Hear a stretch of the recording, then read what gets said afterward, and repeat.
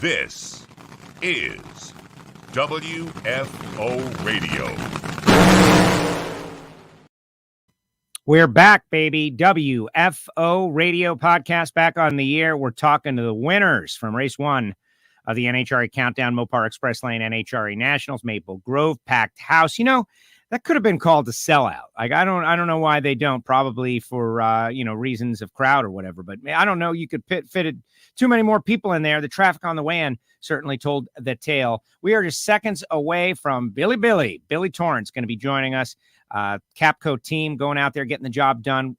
Extreme racing, top to bottom. We're going to speak with Billy just minutes from now. So everybody who's a fan of the Capco team, let's share this show, right? Like, get the word out for all you fans out there. They don't all know about WFO Radio, but what they do know is they love their driver. And so let's share the show. Let's get it out there. Retweet on Twitter, and all you YouTubers, take care of that too. Subscribe, click the bell so you don't miss any more WFO. Now, I do want to let you know, later on in the week, we're going to have Tommy Johnson Jr., as in Wednesday. We're going to have Greg Anderson, and we're going to have Steve Johnson. All will join us at different times, 11 a.m. for Steve, 1 p.m. for Greg, 3 p.m. for Tommy Johnson Jr., and we're going WFO, and then it's off to Charlotte, just like that. How am I able to do this? Well, we got some great sponsors that want you to know about them, like Marvin Rodak's coffeeandgrills.com. Do you want a coffee blended special for you? Call Marvin, 817-924-6821. He's got exotic coffee from all around the world, some drag racing blends and themes, hot sauces, spice rubs. This guy's been on television, the Big Bad Barbecue Battle. He's a guy who knows grilling in Texas. You can bet it's really good. Check out Marvin, 817-924-6821. And Samtech.edu, the School of Automotive Machinists and Technology. Think about the next generation of engine builders and crew chiefs and crew guys and CNC programmers and EFI tuners. They're coming up out of Samtech. Go to samtech.edu and be sure to tell them you heard about it on WFO Radio. Total Seal piston rings, elite ring seal. Think about that. 40% of your engine's friction comes from your piston rings, and they are reducing that number. We're going to be doing a tech talk in the pits of Matt Hartford at Charlotte, 1 p.m. Eastern time on Friday. We're going to talk ring seal. We're going to talk engine bore honing. It's going to be really great and informative. Come on by. Everybody who has a ticket to the race is welcome to come on by. Or you could just go to the website and check out Hidden Horsepower, totalseal.com. Frank Hawley's Drag Racing School, the Dragster Adventure, frankhawley.com, where you as a listener can drive a dragster with little to no investment, like little investment, as in courses start at $399, but they provide the helmet and the fire jacket and all the like stuff that would kind of hold you back from this experience. And then you can drive a dragster, and who knows, maybe you'll be the next Billy Torrence. Who knows, once you fall in love with it like we all have. Check them out. Also, shout out to our friends at Nitro Fish and our own WFO Radio store on WFOradio.com. All right, let's bring him on. He won Top Fuel Race 1 of the Countdown. He's already out there. From Capco headquarters, Mr. Billy Torrence. Billy, welcome. How are you? Congratulations. I'm doing great, Joe. How are you, man? I'm great. I want to tell the story, though, because to me, this is awesome, Billy. You made me really happy, honestly. I thought to myself, Billy has probably got a lot of work to do. I'm going to just bring my phone over to the winner's circle. We'll record like a 2-minute Billy winner interview, and then I'll let him be. And, and you're like, nah, I want to do the real thing. And I thought that was awesome. So thank you for that, especially on behalf of all of our listeners out there. Joe, you're always the best. And I like being on the show. And heck, it's just a lot of fun talking with you. Well, what's going to be cool is that we've got all the people out there on the social media, right? Like they get to chime in. And I know that you've got a lot of fans out there, Capco fans, people that are in the field. They're like, hey, man, Billy's going to be on that show. Let's watch. He just won. And this is a great way to connect with him. And of course, I'll give you a time to give him a little message shout out at the very end. But let's talk about the race win, as in it wasn't easy for you. You had to go through Josh Hart, Sean Langdon, Brittany, and Justin Ashley. Josh and Langdon are killer on the tree. Brittany had the fastest car. Let's start off in qualifying, though. Like, walk me through how you guys handled the qualifying with Jason and the team, and you guys were pretty strong right from the get-go. So we went out to qualify and made a good run on Friday afternoon, and that was that put us right where we wanted to be. We wanted to be, on opposite sides of the ladder from Steve, and we just protected that. Actually went into test mode for the next two passes, and just testing different setups and actually, some mechanical stuff, and just getting ready for race day. Getting ready for race day. And you were able to go into race day. What is your attitude though? Are you okay? So it's the countdown, right? Race one of the countdown. And in the winner's interview, you called it the Loser Appreciation Program, which got a lot of people laughing.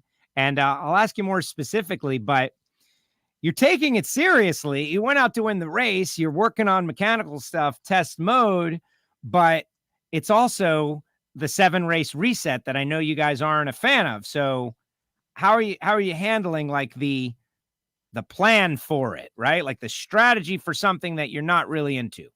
Well, Joe, we're going to go out there and, just like we always do, we'll go out there and compete at the highest level we can bring to the table.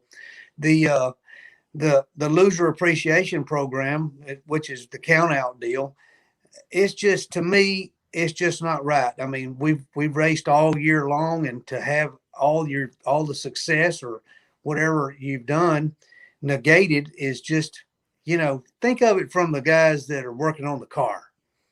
Let me just say this: those guys, their pay structure is based on bonus points, bonus rounds, and if you win, they get, whatever you win, they get a portion of your money. And here you are on the way to winning a championship, say, and you just jerk the rug out from under those guys. I think that I'm not a fan of the countdown. I get it because of maybe sponsors or something, but from a sponsor standpoint, I'm a pretty good sponsor. It's a zero for a sponsor like me.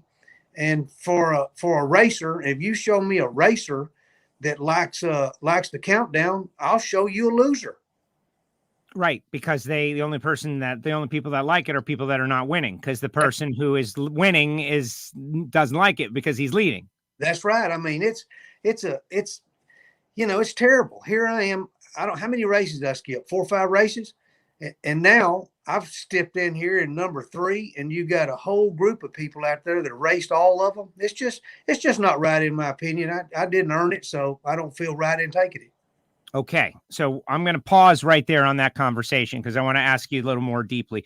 You, where was it? Was it Epping? Where did you last win? You and Jason? Was it Epping? Epping, I think so. We had a great conversation, and everybody out there, like, it was after the race. Billy was, we had a real conversation just about the runs down the racetrack and the work. Like, it can be backbreaking work, yanking a cylinder head, going underneath a hot engine to do the bottom end, and like the amount of runs that Steve's team have made being out there all year, like just that effort alone, like sweat equity into the run. Like Jason McCullough really laid it out real well, and you were right there. And I get it, and I still, for the entertainment purposes, the casual fan, the playoff style deal, I get all that, but you really did open up another thought process, like just the sheer volume of work wasted by losing all that.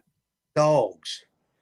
You just need to show up at Charlotte and stay there the whole time. Those boys work like dogs. And, even though they're paid well, it's grueling. And 7 days a week, they'll be on the road a month. And then to have that work negated by, I don't know what you'd call it, a marketing or an entertainment prop. It just isn't right. It's runaway sponsors, it's runaway racers, it's runaway fans. Yeah, well, it's interesting. I appreciate that perspective, and I am thinking and double. Last year we didn't have it, obviously, because of the COVID deal. It's back this year. We'll see how it turns out and how it's been received. Let's talk about how you won this race, and then we'll dive back into that.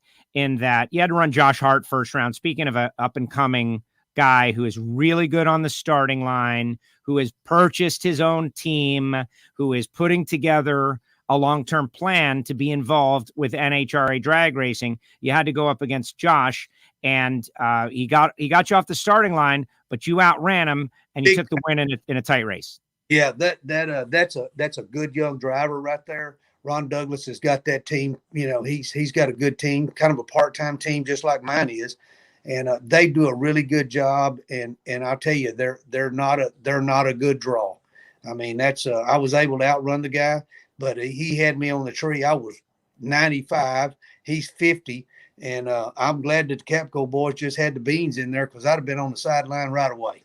So where are you at with your driving? In that you're part-time, you said it already. You won a super comp race out there in Topeka, and I referenced it when you got ready to run Sean.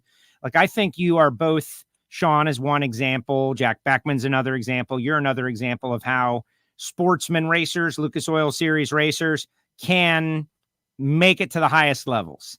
And when you have to race each other, that's awesome. Josh is similar. He started out in A Fuel, but where are you with your driving in that? Are you now 100% comfortable in a top fuel dragster? 8 wins. Yeah, I'm very comfortable in it. I'm really kind of letting myself down. I've been so busy, just blessed and fortunate to be busy here at Capco, and it's difficult to turn that off and turn the racing on. So that's the reason I skipped some races. I mean, we've been blessed and fortunate to be, really busy. And, when you get to the races, you got to get in another frame of mind. And I've just not done a good job at the tree. I've even made some minor mistakes driving the car that I hadn't in the past. So I think I got to get my mind set and do a better job, because the guys give me a good car, as you could tell. And I don't want to let those guys down. I'm a team player. And when I tell you I'm the weak link at that position, I am. Well, it is what it is. It is a team sport. We were just having this conversation a little bit earlier about, Tommy Johnson Jr. winning in funny car, getting the points for Hagan. Hagan is on the sidelines, but the guys, right? Like the team, the guys, the crew, the guys, Dickie and the guys, they don't deserve to be punished, right? Because something happened. And there's all that talk about it being a team sport. And I think that's what I'm taking out of it, is it's more of a team sport than maybe we advertise it as. Oh, I guarantee you, it's everybody can buy the parts and pieces. It's the people that make the difference. That is awesome. Look, Maddie is out there saying, hey, Billy Capco, and Blake in Wyoming saying congratulations. Doug out there says he agrees with what you're saying. And let's talk about that second round match. Sean Langdon is able to get the win against Mike Salinas, coming out of the number 11 spot to set up a race against two super comp racers. And, he got you a little on the starting line. You picked it up, though, 72 and on your reaction time, and you put down a 71.9 at 329, big speed. He was only 302, and you got the win. You got to get up when you run Sean. Absolutely. Sean and I have been racing each other, for years. Sean was a 18, 19-year-old kid, used to come spend 3 weeks at my house, maybe 4. And he was racing for a guy named Jack Brand, and it was back in the days that you had two Dallas races, two Houston races, a Memphis race, and a bunch of those D7 guys would come out and hang out there for 3 weeks. And so I've been knowing Sean a long time. We raced together a long time. We raced each other a lot. Just all the respect in the world for that young man. And if you're gonna race Sean, you better be on your game. Yeah, and you got it done. Do you think people, we had Erica Enders on the show last week, and after winning Indy, of course, and she talked about, the good old days of going over the road, hanging with Steve, going to a super comp race. You're revealing that Sean coming down, staying at your house. Do you think the fans of Nitro, of the Camping World Series, understand how, like, right beneath the surface, how the racers are like connected and helping each other and leaving their equipment at each other's, property so that they don't have to tow it back and forth? All that goes into making it possible to be able to race. I don't know if everybody knows what goes on behind the scenes, especially in sportsman racing, but there's such a family atmosphere. And, back in the day, we'd go out to Vegas and make 2 or 3 races in a row and hang out with some of our folks out on the West Coast and play some golf and eat too much. And we might even drink a few. But, that's a part of the racing that I think that Torrence Racing has brought to the Nitro class. Because when we started racing Nitro, people wasn't stepping across the line, shaking hands when you won or lost. And, want to cook a hamburger in the evening. It was kind of a standoffish deal, but we finally broke those barriers down. And I think that we brought some camaraderie to the nitro racing. And I think everybody has benefited from that. Wow. No, that's a great perspective. Well, you definitely have fun. And that's indisputable. You have fun. You carry your, emotions on your sleeve. Like the team is obviously having a good time. The music is loud. There's something going on in spite of what Reinhardt says. I love the horn. Don't get rid of the horn. Don't get rid of the horn, Billy. The horn's not going anywhere. We may have a couple. Yes. More horns. Forget Reinhardt tried to get him to run it over, guys. You need to know that. And I was against it. All right. So semifinals.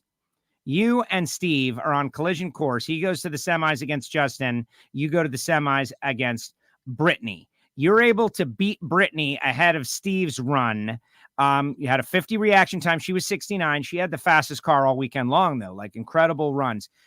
What was the thought process just of like watching what Grubnick was doing with her car? Because I was surprised, like 65 in the daytime, that 66 that he ran in the heat. Those were mega runs against you. Dropped the cylinder. You were able to win. But what was the plan, like, as you guys strategized to run Brittany?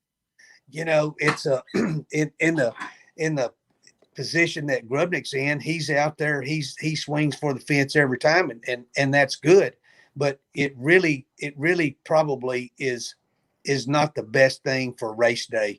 You need to see what your car does in different conditions and be ready for that. And I think that's probably why, they've just had very little success at all on race day. They've had a good bit of success being number one qualifier, but I'm sure if you ask him, he'd a lot rather have those blue hats than the green. Yeah, well, they have said that, and they did get one, but now it's a critical time. But we'll see. That's what it's all about. Like, you can talk about it or you can do it. And now is the put up or shut up time, like, to do it. But you were able to get the win, like, go to the final round. But then Steve was, I don't want to call it upset, but I guess, yeah, he didn't get down the track. Justin, the guy's incredible on the starting line. He lives in the 30s. I don't know how he does that, but he does it.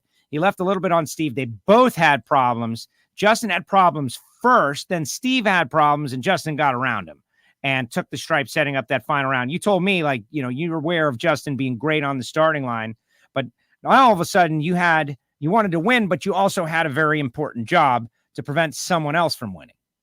Well, that's true.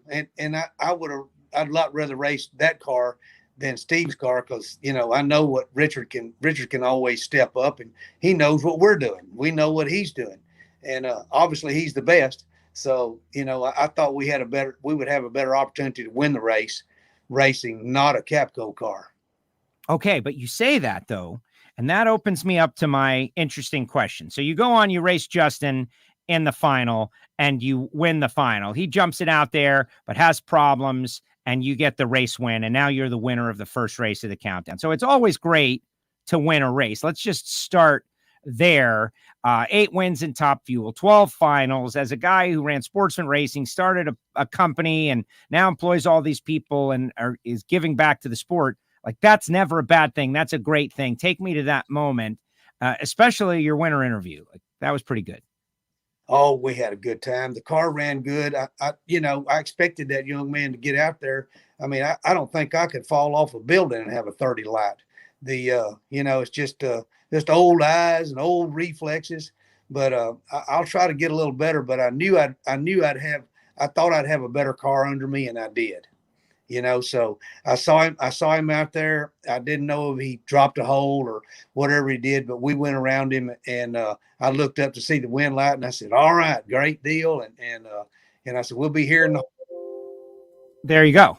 And just some photos from the day that Nat sent along, and just amazing seeing you guys celebrate like that. There's Steve and baby Charlie, Mama Kay giving a little love right there. Nothing like winning a race, right? Like there's Dominic. Look at old Dominic. Love Dominic. Old Dom. But here's my question. Yes. Like what you just said, like, are you trying to win the championship, Billy? Like, that's my question. Like, I can't figure it out. Like you said, you don't deserve to be here, and that makes perfect sense. You didn't run all the races. And it's a loser appreciation program that you were not the leader. So I imagine you feel like, hey, I don't deserve this. But you don't make those rules and you're in it. And guys like Jason and guys like Dom, they have a unique opportunity to become an NHRA Top Fuel World Champion. And so are you trying to win the championship in this moment? Absolutely. We're going to try to win every race we can. But what it does, it cheapens a championship. You got to back up on the stage and get it. If you, I don't know, what was I out? About 1,000 points. And now, maybe more. Maybe more. And then you're going to call me the champ. And you got Steve over there who's won 8 races, will probably win 2 or 3 more. I mean, and it's just not right. But it is what it is. The people that make the rules, I mean, they mistakenly have thought that it was benefiting them. And look at the smallest car counts in history and the lowest fan attendance. And there are no sponsors. You got teams folding up and going away. It's time to change something. Interesting. Is there a better way to prove that point than for you as a part-time car to go out and win the championship? I'm going to try to do the best I can. Steve and I we've had some of the best races of the year. I think we'll make a highlight reel every time we race, but it's just not in me to back up. I mean, I'm going to try to go forward and win the race and do the very best I can. Like I told somebody, Steve and I raced bicycles, foot raced, motorcycles, go-karts, whatever we get in, we race, and we intend to win. Right. Lauren out there saying, at what age was Steve when you knew he was going to be a drag racer? So Steve had been warming my Super Comp car up, driving around the pits with his hat pulled down so you couldn't tell how old he was, since he was about 10 years old. And I rented the racetrack. I got him back in the day, so he's old now, but back in the day, I rented the racetrack, and he was 14 or 15 years old, and put him in a Super Comp dragster and let him make some passes in it, and he did really good. So I got him. The criteria for getting an NHRA license in that day was you had to have a valid driver's license. So I got him a hardship license. So at 15 years old, he was racing Super Comp, and he always just did a good job. I took him. I'll tell you a quick story. When he won his first race in Hallsville, Texas, I had about 170 mile an hour super gas car that was, this is a long time ago, so it was really fast. So we're going over 45 minutes to the little local track. And last thing Kay said was, "Now, I don't want Steve driving that car, Billy." And I said, "Yes, ma'am." "No, heck no, Lord, no." So our driveway is about 1/8 of a mile long. So just as we're going out the gate, I said, "You want to drive?" Steve says, "Sure." So we get up there, and he wins the dadgum bracket race. So we can't even tell Kay. So I'm thinking, well, it's got to be a fluke. I carry him back on Saturday night, and he won the dadgum Super Pro race in the same car. And we got to chewing out of all time, because somebody called Kay and was so proud of how Steve had done. We hadn't told her. And so he's been under the radar. He wasn't under the radar very long. Wow. That's great. You, first of all, we all love Mama Kay, right? Like, number one. And she loves what's going on out there. Like, that's the thing, is we take everything you guys say seriously because you love the sport so much, right? Like, everything you have done, you love the sport so much. But that's pretty funny. So did you get in trouble? Like, what kind of trouble did you get in? I'm still in trouble, like 25 years later. It's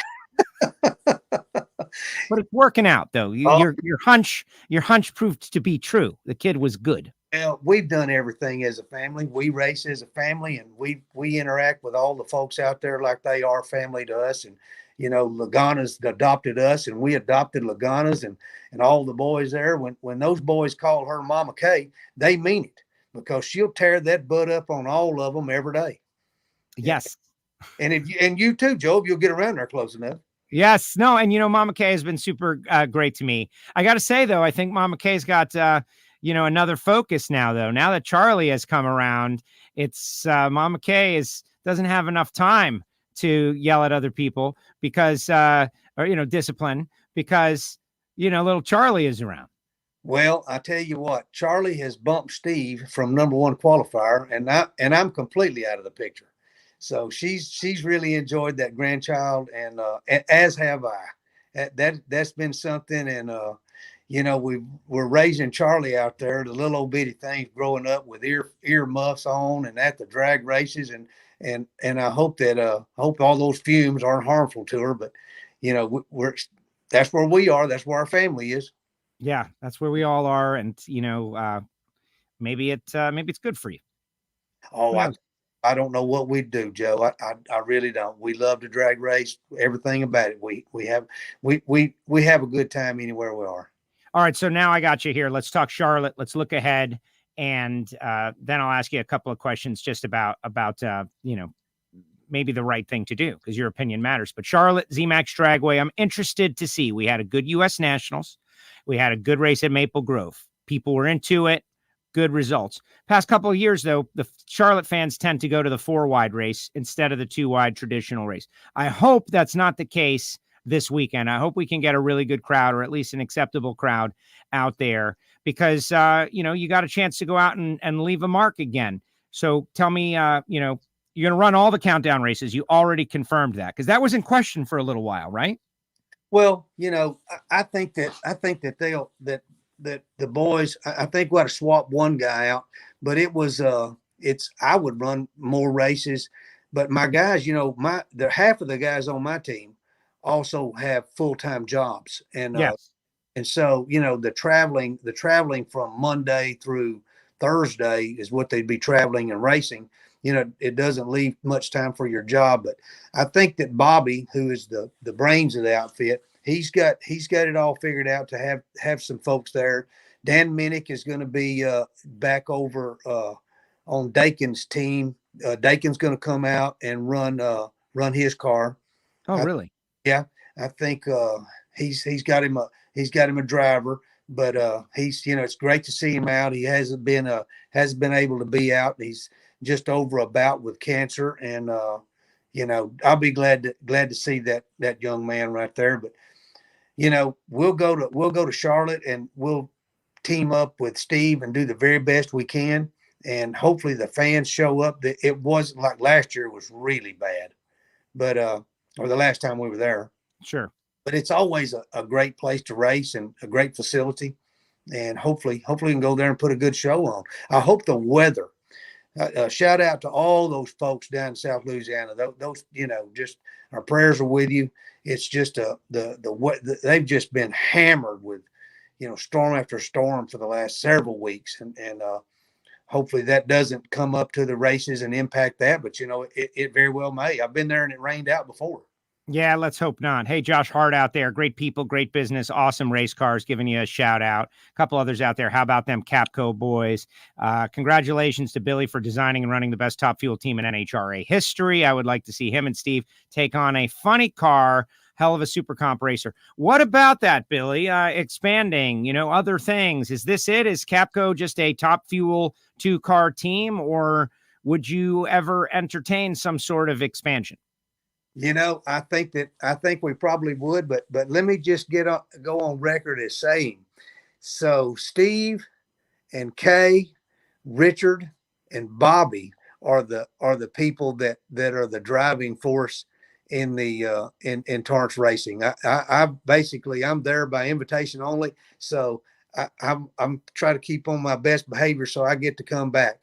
But those are the people right there that would have to entertain that. But I think there's opportunity to do that. It would mean, taking on some more responsibility, but, the program that those people have put together is really second to none. I mean, we get out there and we have success, and we don't tear a lot of stuff up. And I think, we support our vendors well as our vendors do us. And it's just, it's really put together the same way that our pipeline business is, and we work it the same. And it's all people oriented, and there are no big me, little U's in either organization. I'm very proud to be a part of what they put together, and blessed to be here. Big me, little you. I like that. Well, we don't We don't have big me's and little U's. Everybody's the same. I like it. No, I like it. And so let's use what I'd really like to do, but I'm not going to do it now. We'll save this. I have a feeling you'll be back, right? Like this is a hunch that I have, but your thoughts on the countdown are weighing on me. Like I'm considering it in that, like, okay, if there was no countdown, would you have made an effort to run all the races? Yeah, I'd like to race as much as I can, but my foremost deal is to make a living for my family, and I have 400 employees that have a couple thousand kids and what have you, and that's what I do. I'm just an old worker. Really, all I've ever been good at my whole life was working. I could weld with both hands, and just no pipeliner, Yeah, yeah. So, but that's the thing is like you don't need to show up to every race, because you'll make it anyway. And so that gives you some. That's just not right. Those boys, those guys out there, those people that have made this their life dream. You take Jake McCullough, he was probably being rolled around. Ace McCullough was rolling Jake around at the racetrack when he was an infant, just like Charlie. And, these people live and breathe it. It's a different mindset of people, and they work so hard. It's hard work, Joe. Those boys will be out there. They'll drive, they have dual drivers so they can stay DOT legal, and they'll drive straight through, 14, 16-hour trips. They get out there and they got all that stuff put up on Thursday, work 12, 14 hours doing that. They race all weekend, late evenings, early mornings. And it's just hard work. And I mean, they pour their life's blood into it, and anything that negates that hard work, I'm against. Got it. Eric White wants to know, how's the Undercover chassis relaunch going? The Undercover chassis relaunch has been I'm probably the flakiest person in the country. So I tell you, and I apologize. So I launched that deal out there. I got serial number 1 car, had it out 2 or 3 times, won a race in it, which is absolutely ridiculous for me to get out there and win a race. I hadn't raced in 3 years.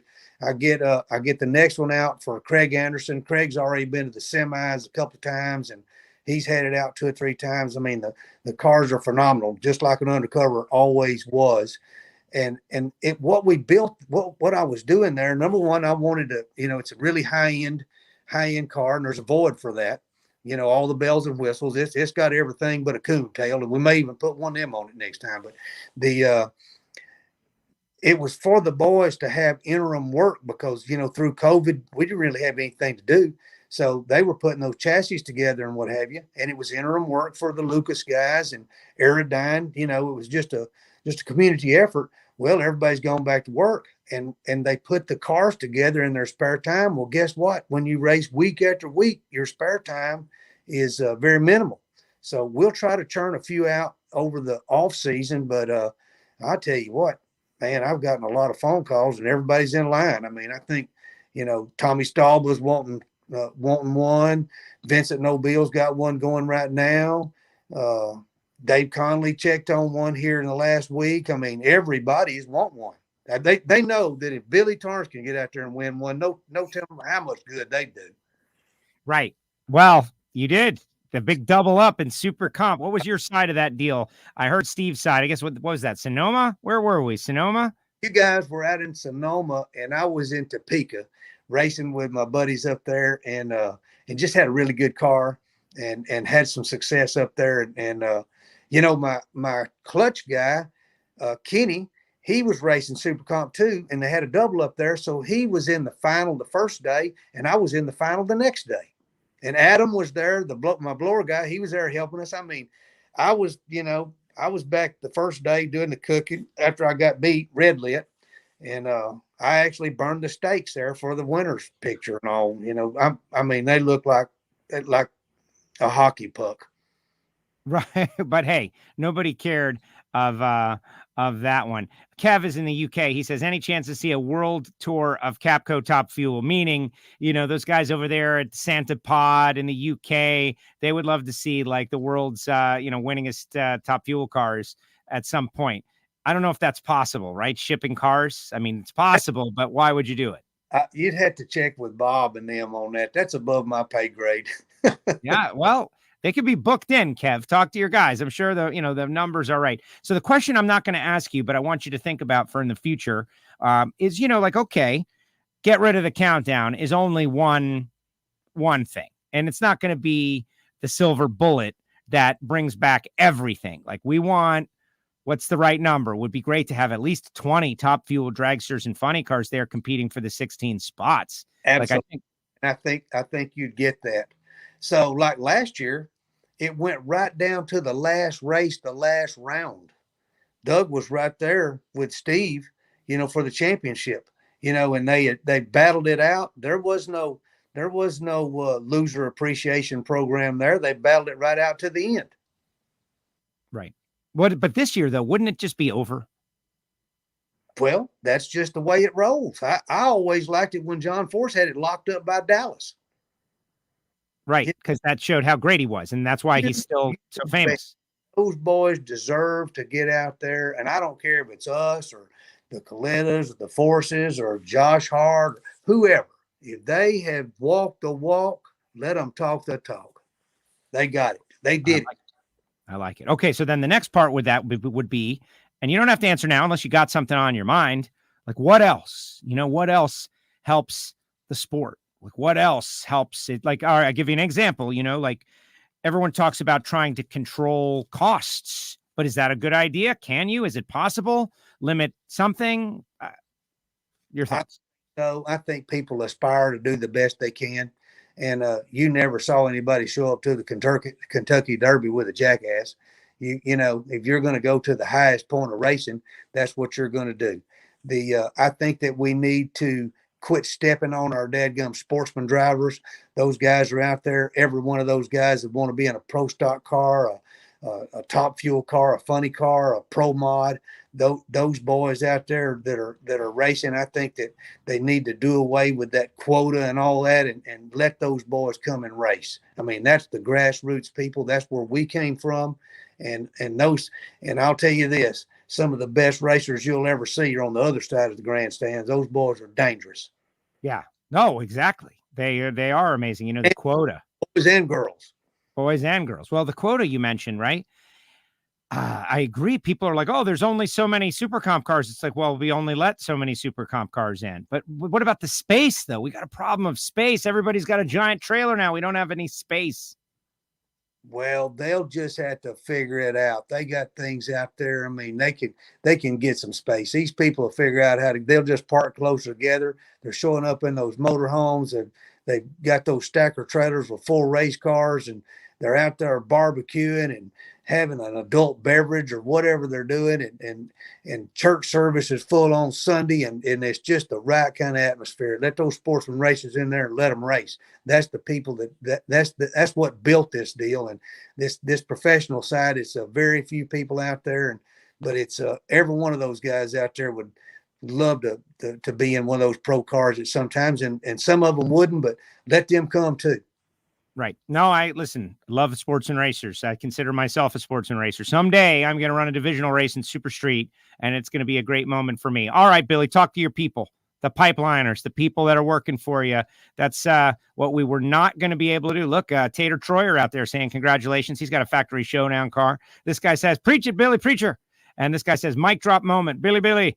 Everybody's liking what you're saying. No countdown, larger payouts. I hope we can get back to that.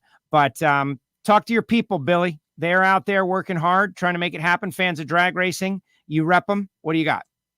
I tell you what, folks, I appreciate y'all, just rooting for the Capco boys and drag racing as a whole. It's our sport is the most fun. I've carried people, I do a lot of business with all the gas companies across the country, and I've never taken anybody to a drag race that didn't want to come back again. And it's just a great atmosphere. I'm proud to be where we are. I like the fact that we're out there. We do a prayer.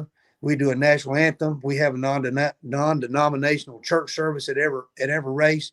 And there's a smorgasbord of cuisine out there. You can eat gumbo. You can eat steak. You can eat beans and cornbread. You can not eat it all.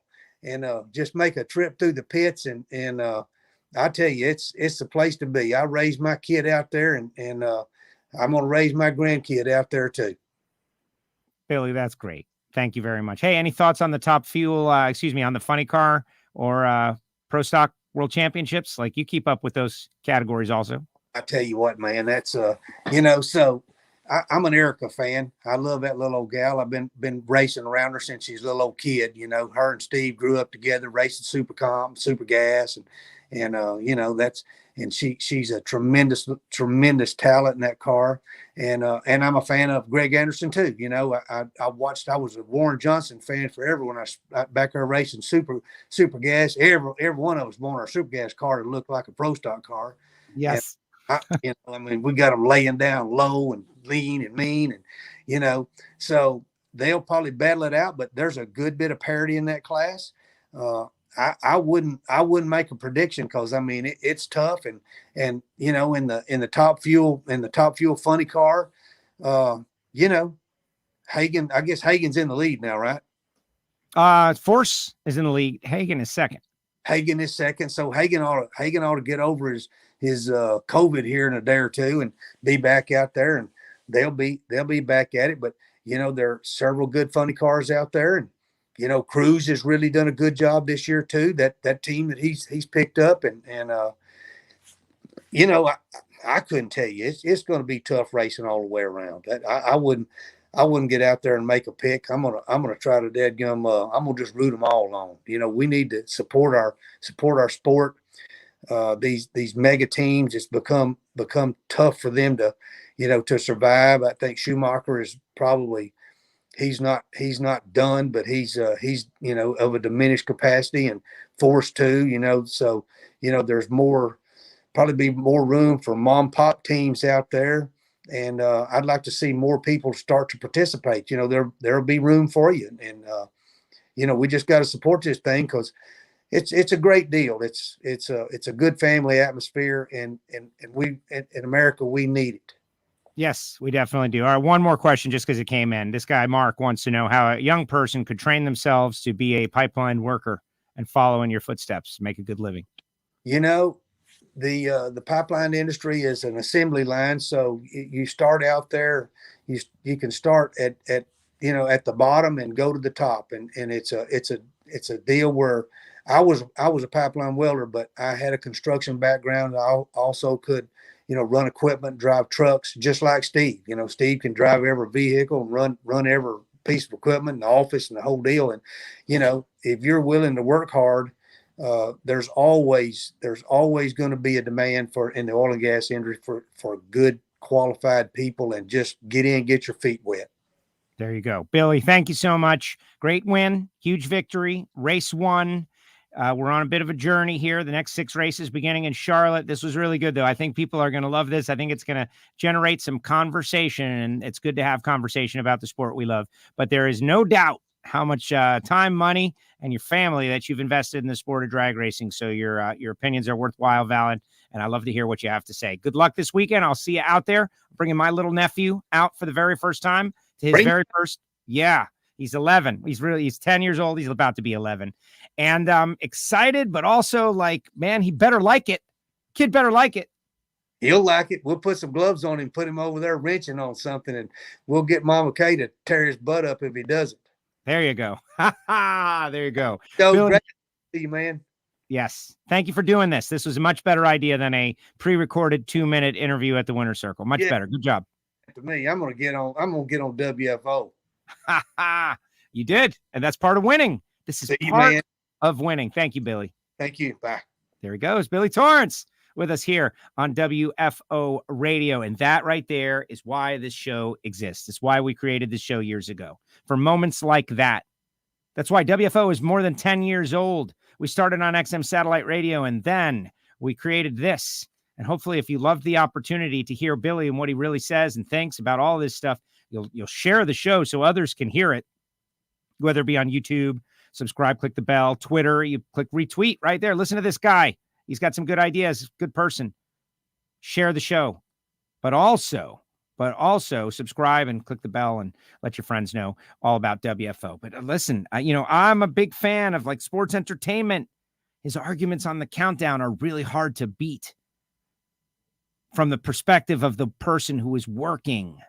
Jason McCullough had some really interesting things to say. And when you hear from a guy like that, who's a lifer in drag racing, but what we would be dealing with right now is a Top Fuel championship that is over. Everybody would be fighting for second. That is all right. A funny car championship that will be closer than it is. Pro stock, it would be Greg Anderson with a nice lead. He would have just padded that lead. And pro stock motorcycle will be pretty wide open too. You know, would that take away from it? Are there people tuning in to see the countdown? Like, I don't know. I guess I'd have to see the metrics and the numbers. But to bring out more cars or eliminate cars skipping races, it's definitely something that's worth discussing. But if Billy can go out there and win the championship, I think that really proves the point. I wonder, are they on a mission to do that? And he would have to beat Steve to do it. But then he could say, like, I'm not the legitimate champion. He could hand the trophy to Steve or share it. I don't know. He would never do that. But you get what I'm saying. Anyway, thanks to Billy for coming on WFO Radio. All right, put your comments in the comment section. What do you have to say about that, folks? This guy says, great show. This guy says, I've thrown skids on pipeline years ago. Oh, look at that. Our listeners, hard workers. Well, I missed this, Blake. Billy, if you had to choose one, what would definitely be? Cows or horses? I don't get that, Blake. I don't get that one, Blake. Let's see. Doug says, great show today. Scott says, you were great on Fox, Joe. Enjoyed this week's Ignition show also. Okay, I'll tell you the Fox stories. Everybody just wants to hear about the one thing, which is Cruz versus JR. And I got to tell you, two adult men in a sport having a disagreement about the sport. I got no beef with that. There's a lot of discussion about, who was right, who was wrong. I believe they both think they were right. I thought JR handled himself very well. Like, what am I doing? Cruz, I think, still had some hangover from the U.S. Nationals and what happened on the starting line. And he's just feeling it. Like the confidence and the testosterone is bubbling over. Guys knows he got a team that can win. And he's feeling it for the first time, like competitive opportunity. So I got no beef with any of that. I will tell you, a fully suited up, helmeted Cruz Pedregon with an angry face walking at you, talking loudly, even though it wasn't at me, it was kind of scary, like very Darth Vader-like. Guy was big. Cruz is a big dude. Let's see. Thank you for saying that, Scott. Jeff says, great, real conversation. Well, that's what Billy Torrence is about, and that's why we had him on. That's why his idea, which was an honor, that was great. Like, all right, you really want to be on the show. It's not like something you have to do, that's awesome. That was a fantastic interview. I can see where Billy is coming from on the countdown. I can see where Billy is coming from on the countdown. Every other year. How about we do something? I don't know. Food for thought. My mom put in that question too late. Blake, don't blame your ma. F1 championship is all 21 races, but the USA loves a good playoff system in their sports. Yes. Great interview, Joe. Lose boohoo Hagen, put Tommy back in. I don't know about that. I like Hagen. Hagen's a great driver, but Tommy should have a job. Tommy, there should be a funny car for Tommy Johnson. You can't have super talented racers that are capable of winning a race after sitting on the couch for a year or half a year or however long it's been. Like, that's the problem. We need 20 to 22 nitro cars in each category where guys are getting paid to be there. That's what makes our sport a big deal, where the sportsman racers, they want to jump up and get a paycheck to be a professional driver like Ron Capps and earn a living. Like, wow.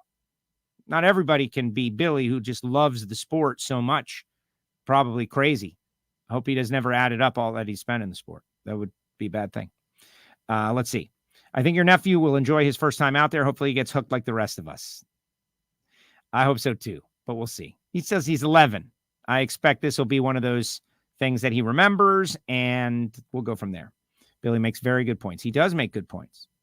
Marcus Walder. Billy said it best, sportsman racers are the backbone of the NHRA. Well, they absolutely are. And that's why we do the Attention in the Pits show. That's why we started the Parade of Champions, interviewing them in front of the grandstand. Jason Galvin did a great job, and we'll talk about those sportsman racers here in a second. But yes, they absolutely are. Quotas, something that you race fans probably don't know so much about. The sportsman racers do. Maybe back in the day, anybody that wanted to race could race, but now there's a quota. There's only call it 80 spots, or they set the quota at the start of the race. And then the people who get those spots are people who have the most grading points, meaning you race on a regular basis. And so like the 50th Gator Nationals, the people who raced that all had like 8 grading points. They are like the usual customers, the most diehard customers, which is fine, but you can't just show up and run a race. And once upon a time, when people talk about there being 120 stock eliminator cars at every race, but then at the same time, that adds hours to the track, and that means the announcers have to be out there more and more days of work, which I actually like that idea. Good idea, Billy. Let's see. Just want to know if Billy likes to have houses or horses, cows. I'll ask him next time. He'll be back, no doubt. That will be a good time to have Gio with you, I guess, when the kid is out there. When will TJ be on WFO? TJ is going to be on WFO Wednesday, tomorrow, 3 p.m. Eastern time. At 1 o'clock, you'll have Greg Anderson. At 11 a.m., Steve Johnson. So we're going to stream 3 times tomorrow. And the more that you guys help us and share the show and get it out there for more viewers, the more we'll be able to do. Thanks to our great sponsors, which I'll tell you about momentarily. 2 great shows today. Thank you, Joe. Yes, this is what we do. And then Thursday morning, bright and early, out to Charlotte. Billy's perspective was an eye-opener for me. It definitely was. It definitely was. Joe, how did you like being on the NHRA Fox Top End Reporter? You did great. Yeah, I didn't like it very much, Blake. I prefer NHRA.TV, because that's like the grassroots of the sport. Do you believe me? JR had to bump in stage because his clutch pedal bent last week. He wasn't messing with anyone. No, I know that, Scott. I know that. I heard JR tell the whole story. But I think maybe that word didn't get to Cruz, or there's a thing with Cruz and JR and Langdon. Cruz was on the NHRA Insider podcast, and he was kind of talking about, unknown racing clique. That's the problem. When you have, 15 racers out there, it's pretty easy to do the math and figure out who everyone's talking about. When Cruz comes out of the car. Oh, yeah. Now, listen, Gio would have melted like a chocolate if Cruz was coming at him like that. All right, let me tell you about the people who make it possible for me to do this show. Like our Patreons, the Listener Club. These people pay for behind-the-scenes access to WFO, like a monthly. Some are paying $5, some are paying $50. It's totally by choice. They get a little extra benefit, but that's it. Patreon.com/WFO Radio. And what does that pay? It pays like our internet bill and pays for stuff, but they are in the Listener Club, so you can join if you want to join. You don't have to join. The show will continue, but thank you to them. Thank you, Patreons. Appreciate all of you. And samtech.edu, the School of Automotive Machinists and Technology, the next generation. Think of all the stuff they're teaching. The machining, how to build engines, how to work properly, how to think properly for young people. Great school down there in Houston, Texas. Tell Brian Massengill you heard about it on WFO Radio. Marvin Rodak, he's not changing the world. He's making coffee. That's next level. Great stuff. Barbecue, hot sauce, spice rub, everything good. Marvin Rodak, 817-924-6821. Guy's been on TV doing grilling, but most importantly, he's a hardcore drag racing fan. And he'll be out there at the Texas Motorplex hanging with us. And Total Seal, the leader in ring seal technology. We're going to do a Total Seal tech talk in Matt Hartford's pit on Friday at 1 o'clock. Sportsman racers, come on out. Maybe you're not using Total Seal piston rings. That's okay. Come learn. Like, there's a lot of information about VPK and all kinds of stuff. Like at the microscopic level, what's going on with your cylinder bore and hone. And what's going on and how the oil stays there. It's like I'm learning so much just being there. And then, of course, Frank Hawley's drag racing school. You could become a super comp racer. You could become an alcohol racer. You could make it all the way up to top fuel, or you could just go have fun on the dragster adventure. Also, Nitro Fish. All right. Let's see. Final comments, and then we're out of here. Final comments. We'll see what everybody's got to say, and then we're out of here. Damon. No, that's it. Don't think Gio is going to melt, but might regret it later. Yeah, Cruz would remember him, but that's it. Patreons are the place to be. My mom is a huge Cruz supporter, but didn't appreciate his attitude this past weekend. No, you got to, whatever. Sometimes your favorite guy melts down or boils over. Yes, I believe you. And there it is. Thank you, guys. Just like that, we're out of here. WFO. Let me try to bring up our Lucas Oil winners from out there at the Grove, because it was all Italian Day. Matt Cummings wins Top Alcohol Dragster. Doug Gordon wins the Top Alcohol Funny Car against Sean Bellamy or Clash of the Titans. But other than those guys, Frank Aragona wins comp. Bobby Fazio wins super stock. Bobby's got a podcast, by the way. He's never invited me on his podcast, but that's okay, Bobby. Sportsman Racing, stock, super stock. Bobby Fazio, sweep the leg, the Karate Kid. Stock Eliminator was Joe Santangelo over Ali Dahl. Taylor Iacono, first national event, wins. Was that Taylor's first national event? She certainly got the win. Taylor Iacono and her Super Comp drags are amazing. Jason Kenny in Super Gas gets the job done. Tom Martino in Top Dragster. Ryan Peary, Top Fuel Harley. And Greg Gay in the final of Epping, which they kicked it on over. And there you go. Final results from the Mopar Express Lane NHRA Nationals. Remember, WFO is going to be back tomorrow, 11 a.m., 1 p.m., 3 p.m., 3 different shows, 3 different streams, because we got 3 totally different personalities, and we got to keep them separate. Steve Johnson, Greg Anderson, Tommy Johnson. They all earn their own separate. We got to sequester them, right? Thanks to Billy Torrence for coming on the show. That was awesome. Love hearing opinions like that. It's the East Coast. Maybe that's why. What? Why everybody boiled over? Maybe. All right, everybody, that's going to do it. We'll see you next time. Appreciate you. Please share the show. Subscribe. Apple Podcasts, Spotify. Join, group, sign on, everything. We'll see you next time right here on WFO Radio.